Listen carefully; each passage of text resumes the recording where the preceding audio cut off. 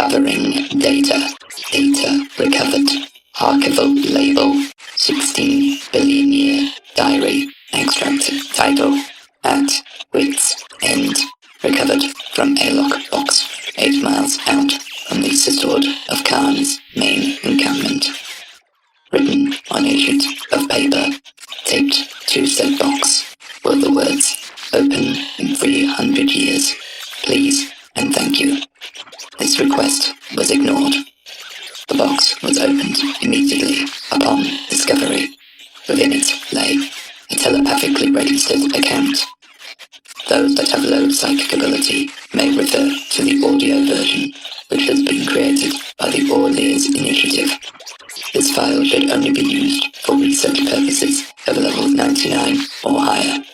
Once you are done with this file, please promptly step into the memory wipe bay to have all undocumented information removed from your cerebral data banks.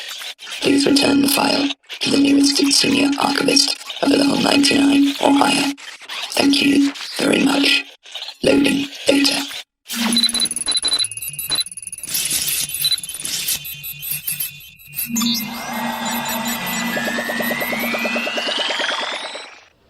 The zygon stared at me through my own eyes, which was very rude.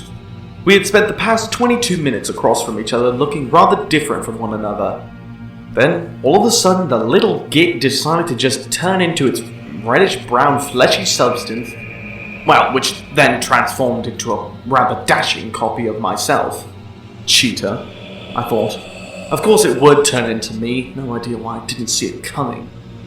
It's the one thing Zygons do. It's all they ever do, copy other people. It stared at me through my own eyes, the hatred and contempt brimming up at the seams. I could see it was about to burst.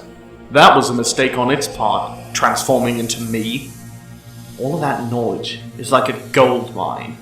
It couldn't help itself, much like a child at a sweet shop. It absorbed all my memories, all my knowledge of interplanetary tourist information and incredibly complicated sums. It's all very clever stuff, but you have to know when to stop thinking about it. Otherwise, you start getting very confused. I get confused all the time. I can't help it. Like now, for example, instead of focusing on the task at hand, the very angry Zygon, I'm instead thinking about sweet shops and mathematics. I've got to get my head in the game. I've got to get it on straight, then put it in the game, because currently it's nowhere near the game, and the Zygon is bound to get the upper hand if I don't pay attention. All right, Operation Pay Attention commencing in 3, 2, 1. The Zygon made its move. It was cunning, devious, nasty, horrible. The game, which I had just put my head into, was almost certainly over. I call that checkmate, I said. No, wait, hang on, no. It wasn't me, it was Zygon. Sorry, I got the voices mixed up. Always doing that. I talk without noticing sometimes. You can imagine how annoying it is when there's two of me, which happens a lot, actually, now that I think about it. You'd think I'd be more prepared, being a time traveler and whatnot, but no, it never gets any easier to figure out. As I said, I get confused a lot. Best out of 3, I said. This one was definitely me. I could feel my lips flapping about when I said it. I gathered up all the pieces of the chessboard and reset them into their original position. The person across from me looked amused about something. I could tell because of the way the skin around its nostrils scrunched up. I want to be on the white side this time. I said. Why? I asked. Because you always get to go first and I find it unfair. But you just won the last game. You can't be white as well. Now that's unfair. Then I request something else. The me who wasn't me curled up its lips. It made me a tad cross to see someone smiling my smile because it was my smile and I'd spent decades perfecting it. And here we have a stupid red rubber monster dressed like me doing my smile with 0 practice. Unless you count the decades of practice that was in the Zygon's head. In which case it did have all the practice. But just none of the effort that came with it. That has to be some form of theft, right? That is literal identity theft. I wonder if I could sue. I'd have to look into it once I'd finished the next chess match, which I most definitely intended to win. Which is what, exactly? I had asked, probably while I was thinking about the smile. I tried my best to make it seem as confident as possible by smiling back. Usually, if the enemy thinks you're confident, they give you a few more seconds to think about their next step. Just in case I have a plan up my sleeve, those extra seconds are very helpful in giving me time to come up with said plan. So by the time they've spoken the next carefully chosen words, I can just smile again and the cycle repeats. It's all very clever and it's never failed me yet. However, that smile now belonged to both of us, which made me very nervous. So it was definitely working, which made it even more annoying. How the tables have turned. Information. It growled that word, just like I usually do when I'm trying to appear dramatic. It helps me keep the opponent on edge, make them feel like they're a toy being played with by a large immortal cat god with an infinite span of higher brain function. Usually that cat is me, but not this time. Now I was the toy, and this creature was the cat god. Information on what exactly? I asked out of sheer curiosity. I knew it'd probably not be information I'd be wanting to just hand out to anyone. Definitely not to a zygon of all things. However, if I could keep it talking, then I wouldn't have to worry about handing over anything. Very smart, huh? A certain subject that I think you may know quite a bit about. The Emperor. The zygon smiled, and so did I, but it was a sad smile. Not sure why. Something deep in the dark depths of the mind. It was under a shroud. I couldn't picture it fully. Still not sure why. It gave me a deep sadness. That name didn't bode well for my subconscious. It was trying to hide information from me. Was this a side effect of being mind-linked with the zygon? Perhaps my mind was trying to protect itself from the invader that lurked in the oceans of my thoughts. I don't know what you're talking about. Don't lie. I know when you're lying. You can't lie to me. The zygon was getting cocky. The line between arrogance and confidence was thin, and this creature was tight-roping across it with tremendous skill and agility. What did this thing know that I did not? When did the zygons get so clever? None of this was adding up. I put my finger to my temple, long, pale, slender digits doing circles along my forehead. A headache was emerging just beneath the skin. I was trying to work it out, but nothing's working. Was? Sorry, tenses are annoying.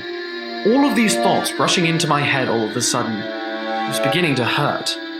Whatever the zygon was looking for, it was trying to push deep past my telepathic security. I had those.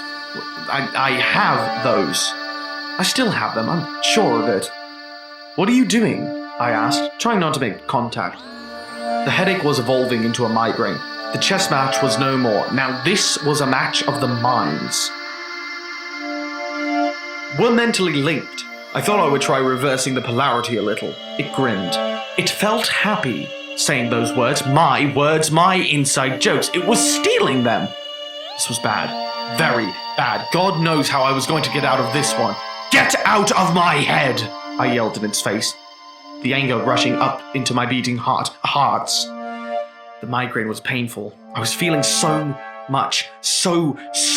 Every atom in my body was burning with intense agony. I am so confused. I don't know what's going on. What's happening to me? Help! I can help you, the zygon said. How? I said back. Stop the connection. What are you talking about? That's an issue with a mind like mine. It's too big to share. I'm confused. Precisely. The brain of a Time Lord is tricky to replicate by itself. Imagine trying to copy the Doctor. You end up losing yourself, drowning in information. Explain, I hissed. My teeth gritted. There was a voice inside my head. It was me, but not me. It was a voice that I recognized more than my own, and it was screaming at me. Tell me your name. I looked into my mind, dug into the dark and deep, searching for myself, my identity. And when I found it, I was even more confused than when I was a few minutes ago. And yet it all made sense. If that makes sense. I flapped my lips. No. Not my lips. Zargin, I said, with my voice, my proper voice, not the Doctor's, Zargin's voice. That's good. Now release the connection. I felt my mind slip like my thoughts were going up a vacuum cleaner. It made a popping noise, and suddenly, the migraine washed away in a wave of euphoria. I was no longer confused. I knew what was going on. I looked at that man across from me. He no longer looked through my eyes, nor did I do the reverse. I looked at the man across from me with my own two reddish-brown spheres, seeing for the first time in a while as myself. The doctor sat across from me. He placed his chess piece into the final position. The game was ending again. You win, I said. Tell me about the Emperor, he said again. The kindness he was providing me was just a means to speak to me in a clearer state of mind. I knew that now. I know how he thinks. And I knew he had won. There was nowhere else I could go. I looked around me, knowing there was no escape. The doctor's wrath was a terrifying thing to face. He had seen so much, a billion wars, getting very close to his final regeneration. The glasses resting on his nose and those burning eyes behind them. It was a frightening sight to see. He sat across from me, his finger tapping on the table, impatiently waiting for me to respond. I nodded and told him everything. Once the conversation was over, he pushed himself out from the table, collected up the chessboard and its pieces, stuffing them into the innermost pocket of his coat. He then walked away, and I sat in my chair wondering what I would do now. The Zygon fleet that had sent me out to kill the doctor would never allow me to return. If I did, they would most definitely kill me. I betrayed my planet, my species, my entire reason of being. I had stared into the consciousness of the doctor and emerged changed, neither cruel nor cowardly. Am I a Zygon anymore? Zygons change their shape and mind all the time. What is a Zygon but a blank slate for our species to copy off of others? Zygons infiltrate, they steal, they cheat, they lie and deceive, and now I don't think I could ever do that again. I'm incapable. I wondered if the doctor knew this. If he knew that when I copied him, he would know what I would see if he knew what I would become. He was the cruelest creature of them all. He was a terror upon the universe, and I had no interest in stopping him. What did that make me? I wondered if the doctor knew this. If he knew that when I copied him, he would know what I would see if he knew what I would become. He was the cruelest man He was the cruelest creature of them all. He was a terror upon the universe, and I had no interest in stopping him. What does that make me? What am I now? Would it be better to die as Zygon or live a long life as whatever I had become now? I sat there for a long time. A very long time. I let the universe pass over me as I thought, never moving, only thinking. Maybe that was the only thing I was capable of now. Thought, and nothing more. If anyone hears this, know that the doctor is coming for you. He will not stop. All of you will.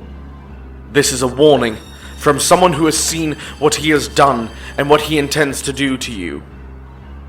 The Emperor is compromised. He knows where you are. He knows what you are. He understands you now because he is you. Trust me. I know so much now. I know so much. Please, run while you still can. No one is safe when the doctor is on the warpath. Good luck. Data end. To re-listen, please hit the re-listen button on your ThoughtPad. Thank you. Once finished, please return the file to the nearest senior advisor of level 99 or higher. Thank you very much.